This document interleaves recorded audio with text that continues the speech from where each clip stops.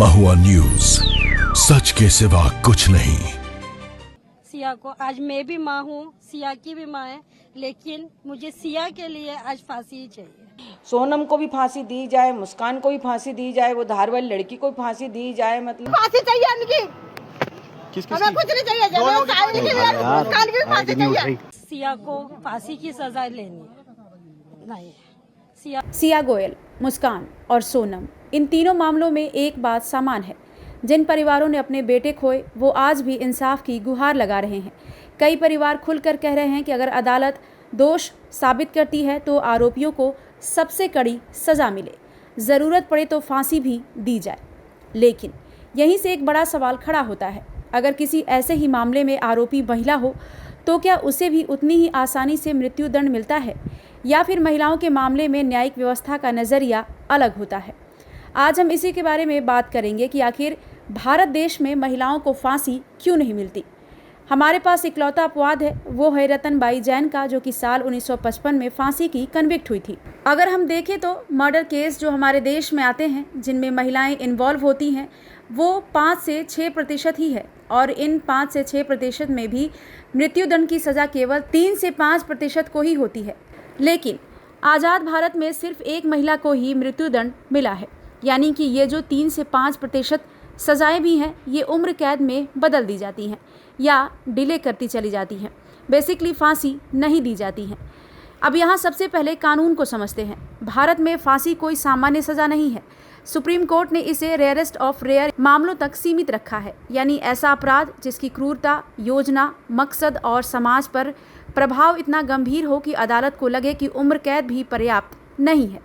ऐसे मामलों में अक्सर उत्तर प्रदेश के अमरोहा की शबनम का नाम लिया जाता है। दरअसल साल 2008 में शबनम और उसके प्रेमी सलीम को अपने ही परिवार के 7 लोगों की हत्या के मामले में दोषी ठहराया गया। ट्रायल कोर्ट से लेकर सुप्रीम कोर्ट तक दोनों की मौत की सज़ा बरकरार रही।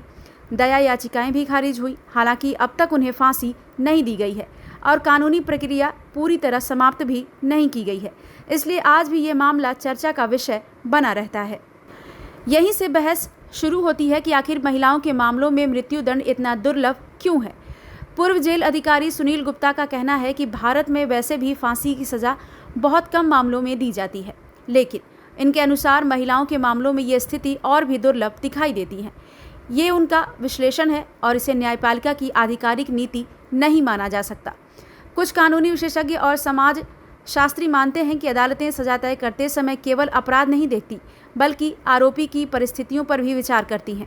यदि आरोपी महिला है तो मातृत्व, आश्रित बच्चों की स्थिति, सुधार की संभावना और सामाजिक परिस्थितियां भी अदालत के सामने रखी जाती हैं। यहीं पर एक दूसरी बहस भी सामने आती है, जो कि महिलाओं को इंडिपेंडेंट मोरल एजेंट की तरह नहीं देखता, यानी महिलाएं खुद डिसीजन नहीं ले सकती। सदियों से महिलाओं को माँ, बेटी, पत्नी और परिवार की संरक्षक के रूप में देखा जाता रहा है। अगर वो अलग हटकर कुछ करना चाहे तो उन्हें अलग अलग तरीके से उत्पीड़न का सामना भी करना पड़ता है। कई बार महिलाओं को कमज़ोर, आसानी से प्रभावित होने वाला या किसी पुरुष के प्रभाव में अपराध करने वाला मान लिया जाता है, यानी महिलाएं खुद से ऐसे अपराध करने का सोच भी नहीं सकती, खासकर इस तरह के हीनियस क्राइम्स में। अब इसमें क्या क्या चीज़ें आती हैं।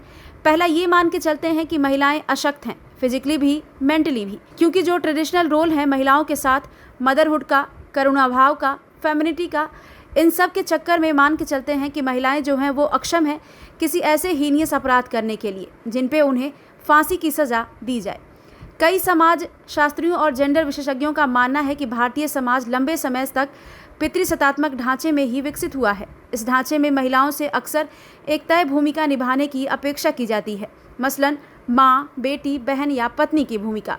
जब कोई महिला इन पारंपरिक भूमिकाओं से अलग जाकर कोई बड़ा फैसला लेती है, सामाजिक मान्यताओं को चुनौती देती है या किसी गंभीर अपराध में उसका नाम सामने आता है, तो समाज की प्रतिक्रिया कई बार पुरुषों की तुलना में अलग होती है। विशेषज्ञों के अनुसार कई मामलों में महिलाओं को सामाजिक बहिष्कार, चरित्र पर सवाल, ऑनलाइन ट्रोलिंग, अपमान, यहाँ तक कि विच हंटिंग जैसी स्थितियों का भी सामना करना पड़ता है। यानी एक ओर समाज महिलाओं से आदर्श होने की उम्मीद करता है और दूसरी ओर जब वो उस छवि से बाहर दिखाई देती हैं तो उनके साथ क्रूरता की सारी हदें भी पार कर दी जाती हैं और मर्दों के मुकाबले महिलाओं के प्रति प्रतिक्रिया काफ़ी अधिक तीखी हो जाती है। हालांकि यही विशेषज्ञ ये भी कहते हैं कि इस सामाजिक वास्तविकता का मतलब ये नहीं है कि कानून महिलाओं और पुरुषों के लिए अलग अलग है। अदालत का दायित्व संविधान, सबूत और कानून के आधार पर फैसला देना है। इसलिए किसी भी मामले में अंतिम निर्णय अपराध की प्रकृति, उपलब्ध साक्ष्यों और कानूनी कसौटियों के आधार पर ही लिया जाता है, न कि केवल आरोपी के महिला या पुरुष होने के आधार पर। यही वजह है कि आज ये बहस सिर्फ फांसी की सज़ा तक सीमित नहीं है। बड़ा सवाल ये भी है कि क्या हमारा समाज महिलाओं और पुरुषों को समान नैतिक मानदंडों पर परखता है या आज भी उनसे अलग अलग तरह की अपेक्षाएं रखता है। यही इस बहस को और महत्वपूर्ण बनाती हैं और यही धारणाएं न्यायिक बहस का भी हिस्सा बन जाती हैं। इन मामलों में राजीव गांधी हत्याकांड में दोषी नलिनी श्रीहरन का मामला भी अक्सर इस बहस में सामने आता है। उन्हें पहले मृत्युदंड सुनाया गया था, लेकिन बाद की कानूनी प्रक्रियाओं में उनकी सज़ा बदल दी गई। हालांकि हर मामला अपने तथ्यों के आधार पर तय होता है और किसी एक फैसले को सभी मामलों पर लागू नहीं किया जा सकता।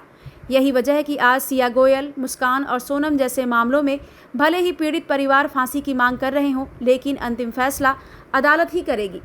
अदालत ये देखेगी क्या मामला वास्तव में रेयरेस्ट ऑफ रेयर की श्रेणी में आता है, सबूत क्या कहते हैं और कानून क्या अनुमति देता है।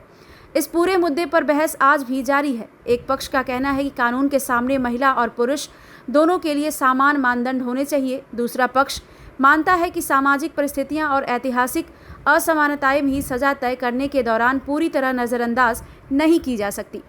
आखिरकार भारतीय न्याय व्यवस्था का सिद्धांत यही है कि किसी भी व्यक्ति, चाहे वो महिला हो या पुरुष, को मृत्युदंड केवल असाधारण परिस्थितियों में और कानून की कसौटी पर पूरी तरह खरा उतरने के बाद ही दिया जा सकता है। तो अब सवाल आपसे, क्या आपको लगता है कि हमारा समाज और हमारी न्याय व्यवस्था महिला और पुरुष आरोपियों को पूरी तरह एक समान नज़र से देखती है, या फिर कहीं ना कहीं सामाजिक सोच और जेंडर से जुड़ी धारणाएं भी फैसलों को प्रभावित करती हैं? क्या कानून के सामने महिला और पुरुष के लिए सज़ा का पैमाना बिल्कुल एक जैसा होना चाहिए या कुछ परिस्थितियों में अलग पहलुओं पर विचार करना सही है?